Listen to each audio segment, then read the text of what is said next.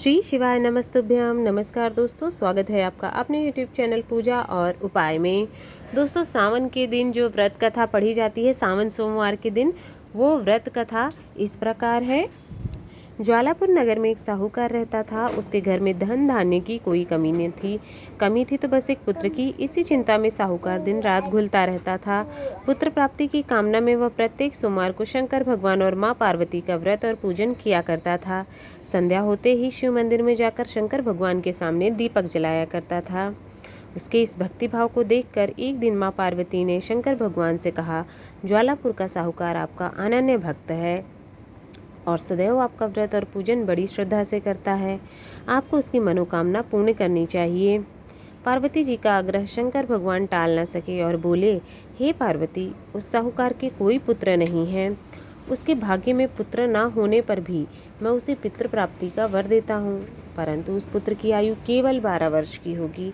उसके पश्चात वह मृत्यु को प्राप्त हो जाएगा। शिव और पार्वती का यह वार्तालाप साहूकार सुन रहा था। पुत्र प्राप्ति के वरदान के बारे में जानकर ना तो उसे प्रसन्नता हुई, ना ही दुख। शंकर भगवान के वरदान से साहूकार की धर्मपत्नी शीघ्र ही गर्भवती हो गई। साहूकार के घर में खुशियां छा गईं। ठीक 9 माह बाद साहूकार की पत्नी ने अति सुंदर पुत्र को जन्म दिया। इस अवसर पर साहूकार ने ब्राह्मणों और निर्धनों को अन्न, वस्त्र और धन दान स्वरूप दिया। जब उनका पुत्र 11 वर्ष का हो गया तो पत्नी ने साहूकार से उसके विवाह के लिए आग्रह किया। साहूकार ने आग्रह को टालते हुए कहा, अभी उसका विवाह नहीं करूंगा और उसे पढ़ने के लिए काशी भेजूंगा। साहूकार के इस निर्णय पर पत्नी को दुख तो बहुत हुआ, परंतु उसने कोई विरोध नहीं किया। तब साहूकार ने अपने साले को बुलाकर उसे बहुत सा धन देकर कहा, तुम अपने भांजे को पढ़ने के लिए काशी ले जाओ। रास्ते में जिस भी नगर में रुको, वहाँ यज्ञ और ब्राह्मणों को भोजन कराकर आगे जाओ। मामा भांजे जल्द ही काशी के लिए प्रस्थान कर गए। काशी की ओर यात्रा करते हुए दोनों प्रताप नगर पहुँचे। उस नगर के राजा की बेटी के विवाह के उपलक्ष्य में नगर को बहुत अच्छी तरह सजाया हुआ था। एक विशाल मैदान में बड़े बड़े शामियाने लगाकर बारात को वहां ठहराया गया था। दोनों मामा भांजे उस बारात को लेकर देखने गए। तभी दूल्हे के पिता ने साहूकार के सुंदर बेटे को देखा और अपने एक सेवक को भेजकर दोनों को अपने शामियाने में बुलवाया। राजा अपने जिस बेटे की बारात लेकर राजकुमारी से विवाह के लिए आया था, वह एक आंख से काना था। वैसे राजा ने सेहरे की बड़ी बड़ी लड़ियों से उसके चेहरे को छिपा दिया था, लेकिन वह बहुत चिंतित था कि अगर बेटे के काने होने का पता चल गया तो राजा विवाह से इनकार कर देगा और बारात वापस लौटा देगा। वर के पिता ने मामा भांजे को जब सारी बात बनाकर उस लड़के को दूल्हा बनाने का आग्रह किया तो मामा ने स्वीकार कर लिया। साहूकार के बेटे को दूल्हा बनाकर राजा की बेटी से विवाह करा दिया गया। फेरों और कन्यादान का कार्य समाप्त होने पर बारात वापस शामियाने पहुंच गई। साहूकार का बेटा वहीं रह गया। साहूकार का बेटा जब सुबह उठा तो उसने वहां निकलने से पहले पलंग पर सोई राजकुमारी की ओढ़नी पर एक कागज लगा दिया। उस कागज पर उसने लिखा, तुम्हारा विवाह तो मेरे साथ हुआ है, परंतु जिस दूल्हे के साथ तुम्हें विदा किया जाएगा वह काना है।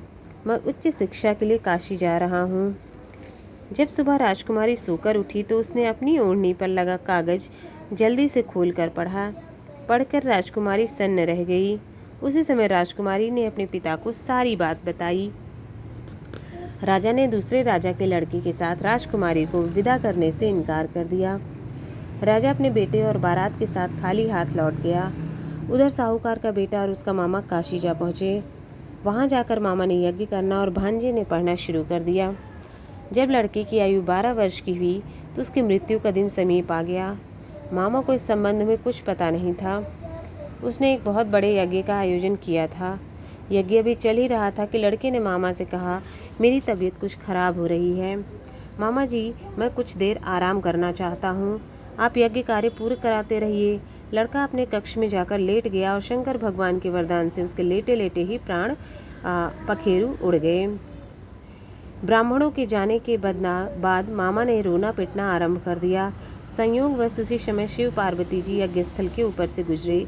भगवान शंकर माता पार्वती ने समीप जाकर देखा तो उस साहूकार के बेटे को पहचान लिया।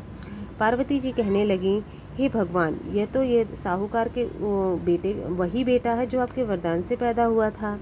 किसी भी तरह इसे जीवित कीजिए, नहीं तो इसके माता पिता तड़प तड़प कर मर जाएंगे। पार्वती जी के आग्रह को शंकर भगवान टाल न सके और उस लड़के के जीवित कर दिया। साहूकार का पुत्र ओम नमः शिवाय कहता हुआ उठ बैठा। शिव और पार्वती कैलाश चले गए। कुछ दिनों बाद मामा भांजा दोनों पुनः प्रतापनगर पहुँचे। वहाँ उन्होंने यज्ञ किया। संयोग से उस नगर का राजा उस स्थान से गुजरा। राजा ने साहूकार के बेटे को यज्ञ करते देखा तो फौरन ही उसे पहचान लिया। अतः वह उन दोनों को महल में ले आया। कुछ दिन उन्हें महल में रखकर दोनों का खूब आदर सत्कार किया और फिर बहुत से धन और स्वर्ण आभूषण देकर राजकुमारी के साथ उन्हें विदा कर दिया। दास दासियों के अलावा उनकी सुरक्षा के लिए बहुत से सैनिक भी साथ भेजे। जब वो अपने शहर के निकट पहुँचे तब उन्होंने एक सैनिक के हाथों अपने सकुशल लौटने की सूचना भिजवाई। पहले तो उन्हें विश्वास नहीं हुआ, लेकिन जब सैनिक ने शपथ लेकर दोबारा बात कही तो अपने सभी सगे संबंधियों के साथ नगर के द्वार पर वो जा पहुँचे और गाजे बाजे के साथ उन्हें घर ले आए। जो भी प्राणी सोमवार का विधिवत व्रत करके शंकर भगवान और माता पार्वती का पूजा करता है, उस पर नीलकंठ महादेव की अनुकंपा करके उसका घर खुशियों से भर देते हैं। निसंतानों को पुत्र प्राप्ति का वरदान देते हैं और धन संपत्ति के भंडार भरते हैं। साहूकार का भी घर खुशियों से भर गया था और राजकुमारी से के साथ बेटे के विवाह ने उसकी खुशियां दोगुनी कर दी थीं। दोस्तों, ये है सावन सोमवार के दिन पढ़ी जाने वाली व्रत कथा। अगर आपको वीडियो पसंद आया हो तो वीडियो को लाइक करें, शेयर करें और चैनल को सब्सक्राइब करें। कमेंट बॉक्स में हर हर महादेव ज़रूर लिखें। आप सभी को सावन के अंतिम सोमवार की बहुत बहुत शुभकामनाएं। भगवान भोलेनाथ की कृपा पर बनी रहे। श्री शिवाय नमस्तुभ्यम। हर हर महादेव।